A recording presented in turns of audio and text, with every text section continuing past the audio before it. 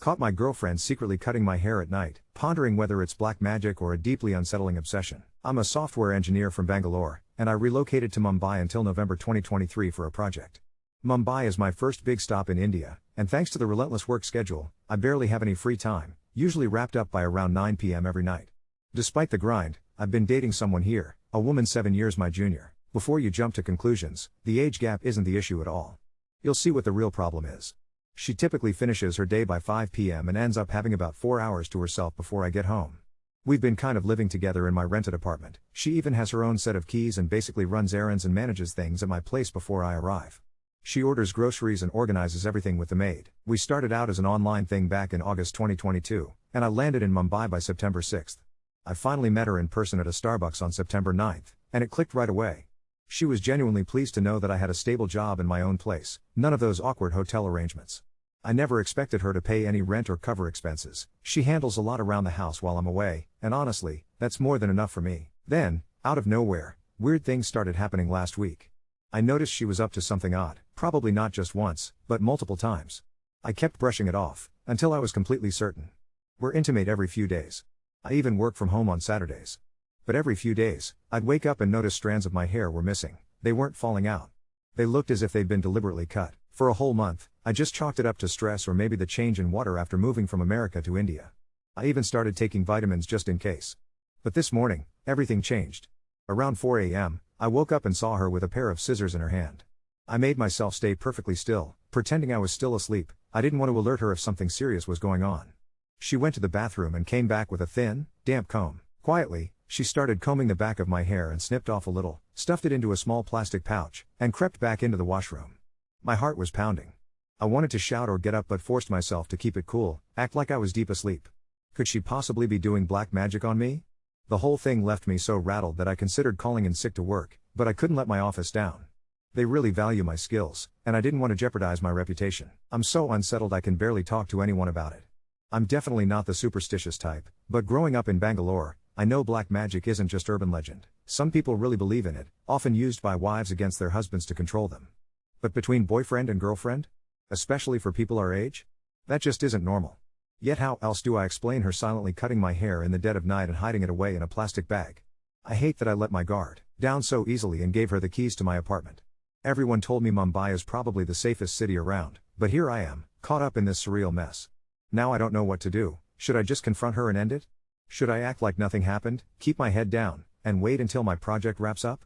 I can't waste time fighting with her when I have to get back to Bangalore for Diwali week, but I sure as hell can't let this go on. I feel completely trapped, like the city's safety can't protect me from what's happening inside my own home.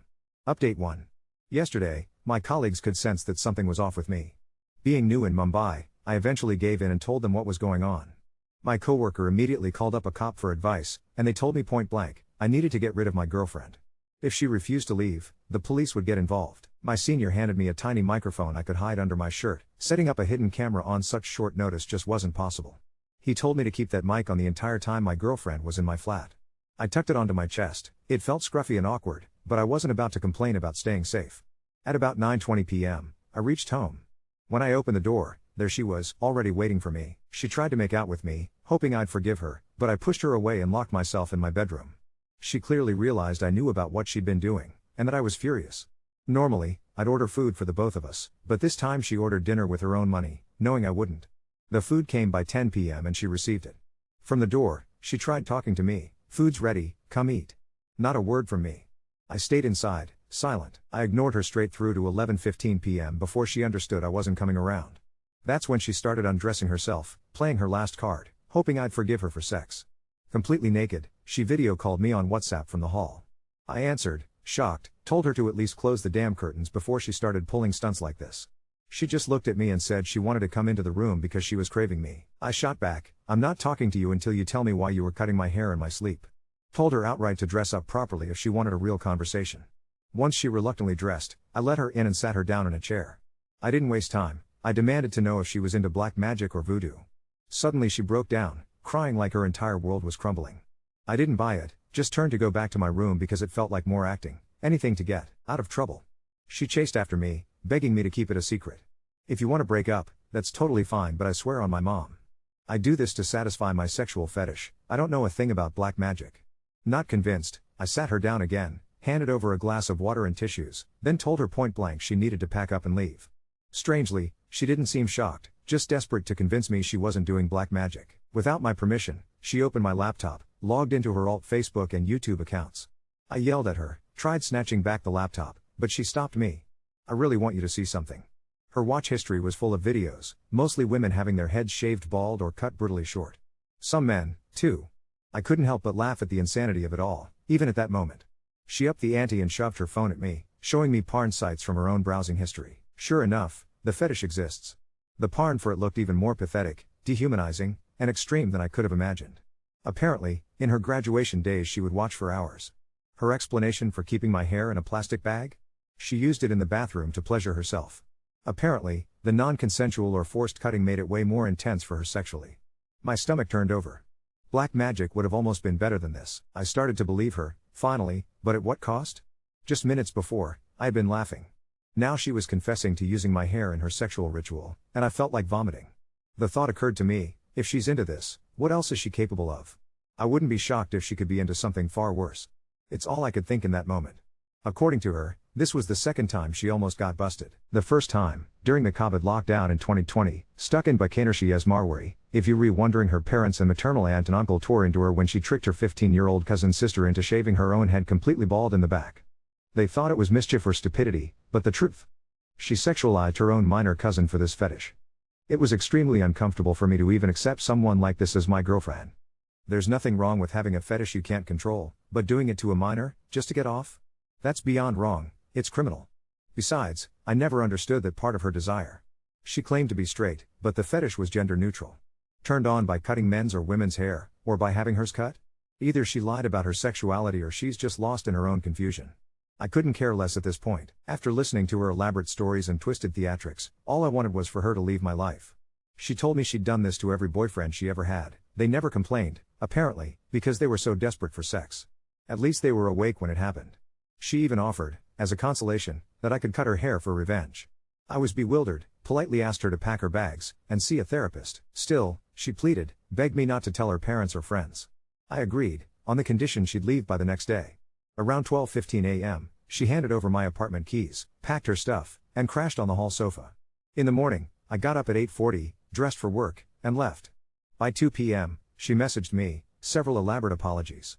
My landlord auntie, bless her soul and her kindness, didn't judge me the slightest bit. She immediately changed the house lock keys after my ex left. I'll be collecting the new set when I get back home. My office people look so relieved that this insane mess ended without trouble. Otherwise, they'd have ended my contract and I would have been sent back to the USA. Here I am, crying now, regretting leaving my home in Bangalore for the sake of money and success. All I want is to see my family again. Life update. Now I'm safe, back in Bangalore with my family. I'll be returning to Mumbai on Sunday. Ever since I ended things with my sick ex-girlfriend, my phone's been blowing up. Dozens of men and women messaging me, many with the same fetish, some of them so perverse and horrible they're even asking for her number. Worse, some women are trying to justify what she did, consoling me, telling me I should have forgiven her and not broken up over her fetish. The anonymity of the internet shows just how low people can get. I blocked every one of them. Out of curiosity, I peeked at some profiles. Sure enough, all of them are active in disgusting fetish communities. Seriously, I think they're all out of their minds. I know some people might think what I went through sounded made up, something out of a movie rather than real life. Honestly, I don't blame anyone for doubting it. If it hadn't happened to me, I might have felt the same. If I'd been a local in Mumbai, maybe I would have gone straight to the police, but it's never as simple as it sounds. At the time, I had a flight to catch in 2 weeks for Diwali, and aside from a handful of office colleagues and estate agents, I didn't have any real family or support system in Mumbai. My girlfriend had lived there for years, but the entire situation felt so precarious. Trying to involve the police didn't feel like a safe option, especially since I was the man in the relationship. I felt trapped, unsure of what trouble might find me if I took those steps. Somehow, though, things ended more peacefully than I'd ever imagined possible. I managed to settle everything. My ex has completely stopped calling me after I made her a promise. I swore I would never reveal that we were together or share anything about her sexuality. That promise is something I intend to keep, no matter how things ended. What hurts the most is the sense of betrayal, the way my trust was broken, and how our relationship had to end far earlier than I'd hoped. It's not just the loss of a partner, but the abrupt end of something I thought would last much longer. Still, that promise to my ex weighs heavily. I'll never betray her trust, even if it means sitting with my own sadness. Update 2. I flew back to Mumbai on Sunday evening. Landlord Annie handed me the new keys in the lobby and, in that soft matter-of-fact way only middle-aged Mumbikers have, told the watchman to note in the register that no visitors come upstairs without calling me first. She'd even added a grill gate outside my door with a separate latch. I stood there with my backpack and a bag of my sewer pack from home, feeling like a kid sent back to hostel. Inside, the flat smelled faintly of Lizol and old rain. I did what I always do when life feels bigger than me, made tea, opened the windows, and started cleaning. I stripped the bed, flipped the mattress, pushed the bed away from the wall. Every cupboard, every drawer, not because there was anything haunted about any of it. I just needed to own the space again. I didn't expect the bathroom to be the place that would knock the wind out of me.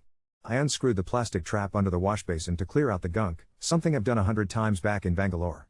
A little gray sludge and, stuck higher up in the bend, a tiny Ziploc, the kind that comes with cheap costume jewelry. I froze. Inside it, dark strands, not a loose clump, but a clean bunch, trimmed and bundled too neatly to be an accident. My own hair. My first instinct was to fling the whole thing straight into the dustbin chute. Instead I sealed it inside an empty tiffin box, wrote the date on a post-it, and shoved it into my backpack. My hands were shaking so hard I spilled half the tea down the sink. Sleep wasn't happening after that. I decided to set up the 2 Wi-Fi cameras I'd ordered last week, one in the hall, one watching the entrance from inside. As I was tracing the power cord behind the bedside table, something else caught my eye, a glossy, heavy charger plugged in upside down. White, with a dot of plastic where there shouldn't be one. I don't own an iPhone, and I definitely don't own any bulky chargers like that. I pulled it out and held it under the bedside lamp. There it was, a pinhole, a cheap Bluetooth spy cam, disguised as a charger. It felt like someone had stuck a cold finger down the back of my neck. I sat on the floor with that stupid block in my hand for a full minute, hearing nothing but the ceiling fan and the traffic on the Scion flyover. The worst part wasn't the device itself. It was the heavy, ordinary silence of a room you thought you knew. I didn't call her. I didn't call anyone from home. I called my colleague who had given me the mic. He didn't waste time on sympathy. He told me to take photos, seal the charger in a bag, not to plug it back in, and to go to the BKC cyber police the next morning first thing. So I did. Mumbai's cyber cell isn't a film set. It's fluorescent lights and plastic chairs and a guy in uniform asking you for your ID and patiently telling you where to fill what. I showed them the Ziploc from the sink and the charger. They didn't laugh. They didn't overreact either. The officer wrote up a preliminary note, told me I could file a formal complaint if I wanted to press charges. He suggested I keep the devices with me for now, not open anything, not delete anything, and to send them an email so there's a written record and a timestamp. I walked out into the late morning heat and felt. Lighter isn't the word. Clearer, maybe. Like I finally had edges again. Work felt normal for the first 2 hours. Code, coffee, the little office arguments about naming conventions. Then security pinged me on Teams. A package for me at the reception, no return address. Brown envelope, cloth stitched at the seam like old school speed post, my name written in neat, upright handwriting I recognized immediately. I took it to a meeting room and shut the door. Inside, another Ziploc, larger this time, and a single sheet of paper torn from a spiral notebook. I'm leaving Mumbai. I'm sorry. Returning everything. I've told my family I need help. No copies anywhere. I won't call you again. That was it. No drama. No manipulation. Just my hair, again, packed like currency. I didn't respond. I carried the envelope back to my desk, slid it into my backpack next to the tiffin box, and booked an appointment with the therapist my company's EAP had recommended. Tuesday, 6 p.m., Lower Parel. I don't know what I expected a first therapy session to be. I sat in a room with a potted palm and a bookshelf full of titles about boundaries and trauma and said sentences I've never said out loud. The therapist didn't judge, didn't prod for details, just kept me anchored to the present. We talked about routine and control, about how to make the flat feel like mine again, lights on timers, a rule to keep my bedroom door latched, making dinner for myself at least once a day, moving my work laptop out of the bedroom. Silly, small things that suddenly felt like scaffolding on a very tall building. When I stepped out, I heard the clinic door click again behind me. I turned without thinking and saw her. Hair cut short, not shaved, not some dramatic penance, just short like a new beginning or a bad decision, and eyes swollen. We both froze. The receptionist, poor thing, looked like she wanted to dive under the desk. She didn't create a scene. She didn't even step closer. She just held out a micro SD card between 2 fingers, the kind that clicks into those cheap hidden cameras, and said, it was in the charger. I didn't upload it. I gave my phone to my mother last night. I'm going back to Bikaner for a while. Please don't watch it. Please just throw it. I didn't touch her hand. I took the card and put it straight into my wallet. I wanted to ask 100 questions. I didn't ask any. I think I just nodded. She walked past me and out onto the street. The city swallowed her like it swallows everything. I went straight from there to the police station, handed over the card with the same officer who had taken my note the previous day. He made another entry, told me again that it was my call how far to pursue this. You can also decide not to see, he said, surprisingly gentle, and still keep this on record. Back home, I threw out my old pillows and ordered new ones. I changed the bed sheets and moved the bed against a different wall. I opened every curtain and window and let the city in, the beeping, the shouting, the smell of frying onions from the neighbors. It was loud and ugly and honest. For the first time since September, I slept with the bedroom door ajar and the hall light on, not because I was scared, but because this is my house. I'm not interested in being a hero or a victim in this story. I'm just a guy who came to Mumbai to write code and ended up having to relearn the most basic thing: how to feel safe in my own skin. I don't know if she meant the words in that note. I don't know what she'll do with her life. I hope she gets help. I hope I never see my face on someone's screen doing something I didn't consent to. I hope, a lot. Update 3. We need you to come, the officer said, same calm tone as before. Bring your ID. The room was exactly as it had been 2 days ago: white lights, laminate desks, a dusty fern trying its best. He didn't hand me the micro SD. He turned his monitor slightly so I could see the thumbnails without seeing anything I couldn't take back. Dates, timestamps, fat little rectangles of gray. You can choose not to view, he said. But I need you to confirm the location. I pointed at the frames where the painting above my bed was unmistakable. One of the clips had a sliver of the bedroom door with the dent I made moving in. That was enough. Then he cleared his throat. There's something else, sir. There is one folder with a different device date. Older. Not your house. He didn't say the word. He didn't have to.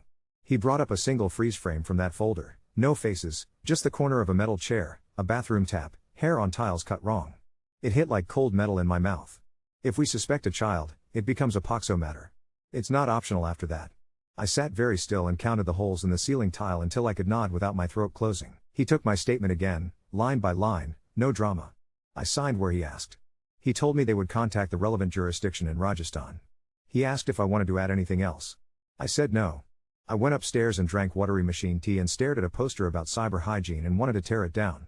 I walked out and didn't go back to office. I took a taxi to Worli Sea Face, because water has always been the only thing that shuts my brain up. The sea was brown and honest under a heavy sky, couples eating bell on the promenade like the city hadn't just shown me its weird private organs. I sat on the parapet till my back started aching. It was 1:40 when my therapist called to confirm if I was still coming at 6. I said yes and realized I was glad to have some place to go at a specific time that wasn't my flat. At 6 I told her about the freeze frame and about my promise. I told her it felt like pulling a thread that could ruin somebody's family, and also like leaving that thread where it was would be the worst choice I'd ever make. She didn't answer that for me. She asked me to separate the promise I thought I'd made from the one I could live with. She asked me to write down, later, in my own words, what keeping my integrity looks like when nobody is looking. It was the first time in a week I didn't feel like I was just reacting to something. Thursday morning, the watchman called. 2 policemen and a woman inspector were at the gate, politely asking if they could take photos of the room for record. They covered their shoes with blue paper covers like a hospital. They measured the distance from plug point to bed. They asked if they could see the router and wrote down the model number. The woman officer looked at the new grill gate and nodded like an auntie approving a new lock on a Godrej cupboard. It felt invasive for half a second and then it felt like someone had just stood between me and the world with an open umbrella. I finally did something I've been avoiding. I went to the barber under the Matunga Bridge, the tiny shop with 3 chairs squeezed so close you can smell the next guy's aftershave. I sat down and said, "Number 2 all over." The barber looked at me in the mirror once and didn't ask for a reason. He clipped with that steady little wrist movement that only comes with 10,000 heads. Hair fell in a dark shower around my shoulders and I kept breathing. I watched my scalp appear, watched my face get sharper, watched something that had been taken from me be something I was giving away. It was the first time in days I felt. Not joy, that's too big. Clean. He held up the hand mirror from behind. I nodded. He asked, "Parcel?" The way these guys do when someone wants to take hair home for some puja. I laughed. No. He swept it up and dropped it behind the chair and the world didn't end. On Friday, my phone rang with a Rajasthan number. I let it go once and then picked up on the second call. A woman's voice. Older, softened by Hindi that came from the throat and not the nose. She introduced herself with only her first name. She didn't have to say who she was. "I'm not calling to fight," she said. "I'm calling to say we have taken her to a doctor here. She is not well. We didn't want to see it. We are seeing it now." She didn't ask me to withdraw anything. She didn't beg me to keep quiet. She asked me a very strange, very human thing. "Does any of your that remain with you? If yes, keep it in a temple or throw it in flowing water. Don't keep it in your house." She sounded like my grandmother would have on the phone during a fever, equal parts folk science and pure kindness. I told her the police had most of it. She said, "Good," and then, after a pause that had 1,000 unspoken years in it, "I am sorry, Beta." I put the phone down and sat with my stupid mug of tea and was surprised to find my hands not shaking. Around noon, the officer messaged me a scan of a formal phone number from Bikaner. No detail, just a number and a polite "for your record." In the evening, an email pinged. No subject line. A Gmail username I didn't recognize, but the writing was hers. I told them everything, she wrote. You don't owe me anything. Tell the truth if they call. I shaved a little knot for you. For control. That was always the problem. I'm with my ma. I will not come to Bombay again. I hope you sleep well. I wrote nothing back. I closed the laptop and cooked onion, tomato, jeera. I left the bedroom door open again, on purpose, for no one. Neighbors were playing a remix of old Kumar Sanu songs in the hall, badly. Somewhere down the building a pressure cooker whistled like a train. Mumbai was Mumbai. Update 4. The unknown tracker traveling with you notification slid onto my Android screen like a mosquito. I was in the back of an Uber on the Eastern Freeway, laptop bag under my feet, half reading a code review comment about a coroutine leak. I assumed it was some Bluetooth nonsense from the driver's dashcam and swiped it away.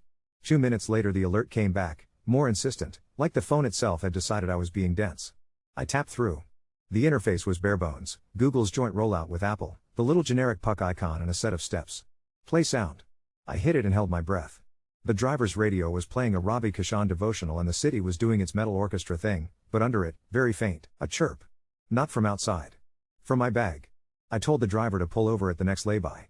I sat on the little concrete shoulder with trucks snorting past and unpacked my bag, laptop, charger, notebook, tiffin box with rubber band, the stupid Ziplocs that have basically turned my life into evidence, while the chirp kept up, dutiful and eerie. It wasn't inside the bag. It was the bag. The left shoulder strap, the padded part near the top, had a neat double stitch that didn't match the right. I have stared at this bag 100 times. I hadn't seen that. I borrowed a pair of scissors from a pawnwala, slit the seam, and there it was. White plastic coin, hairline crack on one edge like someone had pried it open once with a butter knife. AirTag. I almost laughed. Of course. I took a photo on the pavement, serial number, the bag, the cut, and dropped the thing into a zip pouch like it was a live insect. The driver looked at me in the rear view and asked, Sabdik? I said, Han, and tipped him too much when we reached office. I didn't take it home. I messaged the cyber cell officer and he told me to bring it over. Same lights. Same tired fern. This time there was a young guy with an Apple Watch at the next desk who perked up when he saw it. They logged the serial number into their register. The woman inspector from my building visit recognized me and pushed a paper cup of water towards my hand without making it a thing. The officer explained, careful and slow, that they could write to Apple for registration details tied to the serial. Apple would reply only to law enforcement, only with a proper letter. We added the tracker to my existing statement. If there are location pings near your house or workplace, it supports stalking, he said, firm but still somehow wanting to reassure me that this wasn't a movie. I signed again. I left the AirTag there. Walking back out into the glare made me feel like I'd come up from underwater. I took the long way home that evening. I don't know if what I did counts as belief or just obeying a voice that sounded like somebody's mother telling you to do the practical thing. I got down at Waukeshwar and went to Bonganga with the tiffin box in my bag. The tank looked like all the old things in this city do, square and patient and surrounded by too much of everything. Kids were kicking a ball and a priest was arguing over change and a woman in a salwar was washing stainless steel plates with a green scrub. I sat on the steps till the stone warmed through my jeans. I didn't pray. I opened the tiffin and let the hair slide into the water. It drifted like black kelp, hung there for a second and then the smallest ripple pulled it into the center, a long, slow unfurling until it wasn't a neat bunch anymore, just strands in water, then nothing Maya could hold. An uncle did a softer like I dropped a wrapper and I almost said sorry out loud. I put the empty box in my bag and stood there until the priest finished arguing. The watchman called me around 9:30.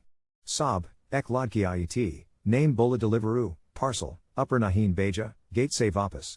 A girl had come saying she was delivering something. He hadn't let her up. The new grill gate and Ani's watchman lecture had done their small, ordinary magic. I told him, thanks and bought him a limca from the chemist as I passed. Home smelled like onions from someone's kitchen and my own shampoo. I slept like somebody had flipped a switch. Rajasthan called me the next morning. This time not a mobile, a landline number with that thin, dry sound to it. They wanted a detailed statement on record before a magistrate over VC. My manager booked me a meeting room and stuck a post-it on the door that said do not disturb, in big letters that somehow made me smile. The video opened on a room that could have been anywhere in India, cream walls, a board computer, a framed photo of some freedom fighter and a calendar from a fertilizer company. The magistrate was a woman with a bun and a face that has had 1,000 things told to it. She took me through oath, through my name, my parents' names, my address. I stuck to what I knew. I didn't fill in anything I didn't. When she asked me to describe the charger camera and when I first saw it, my voice did that weird thing where your throat gets tight and you sound like a bad phone connection. She didn't hurry me. The last part was the only place the room shifted. We will be treating the material in the older folder under POXO. You understand you may be asked to come in person later. I said yes. I understood. It felt like saying yes to the weather. At noon, The cyber officer messaged that they'd sent the letter to Apple and marked it urgent. He didn't promise me anything, just a photo of the dispatch stamp. At 3, HR pinged me to check if I needed anything on the schedule side. I said I might need to go to Bikaner at some point. She said okay, we'll handle it when it comes, you don't need to carry this alone at work. It's amazing what that one sentence can do. Around 5, landlord Auntie knocked with a plate of sabudana vada she'd made because fasting, even though I've never seen her skip a single biscuit in the evening chai. Gripravesh jai sakar lo beta, she said, half a joke, half an instruction. I didn't have coconut or turmeric. I had a tiny steel bowl and a tea light. We put the bowl on the new grill gate and lit the candle and watched it make a brave little circle of light against the iron. Apple's reply came faster than I expected. Not to me, to the officer, who called me in the afternoon with that brisk tone that means there's a result and he's trying not to color it for me. The air tag was registered to an Apple ID with an email that was a clumsy alias, 3 numbers and a goddess name. Purchase date mid-August. First seen ping in my building lobby the week I moved in. Then a series of pings that read like my life, office, gym I went to twice and then stopped going. Worley C face on the day I sat there and tried to feel like a person again, lower Perel at therapy. He told me, clinically, that this would be added under 354D. He asked, again, if I wanted to push for a separate case in Mumbai beyond the Poxo matter moving in Rajasthan. I said yes. Not because I wanted to crush her. Because I wanted the record to be clear, even if nothing ever came of it. He said okay. We will do it the slow, correct way. An envelope from Bikaner arrived 2 days later, real cloth bag, white thread stitched, the sort that makes you think of speed post in small towns and report cards. Inside, wrapped in newspaper, my spare set of house keys, the original ones from before the lock change. I recognized the little plastic tag with her handwriting, front gate, from a life where that was a normal sentence. There was also a folded sheet of paper in old-fashioned blue ballpoint Hindi, from her mother. It wasn't poetry. It was 3 lines. We have returned what is yours. We will not keep any copy. Bless you, forgive our house for the trouble. I sat at the dining table with that paper and felt a very specific grain of sadness that didn't need to become a story. Work turned absurdly normal again in that way life does to you when you're wound tight. A production incident about a feature flag that wouldn't flip. A birthday cake cut with a plastic knife that bent like a straw. Somebody sent me a meme about tabs versus spaces and I laughed too loudly.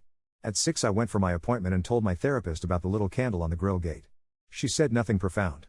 She just asked what it felt like to have taken one instruction from a stranger's mother and turned it into your own act. I said it felt like rinsing a cup and putting it upside down on the rack. Small.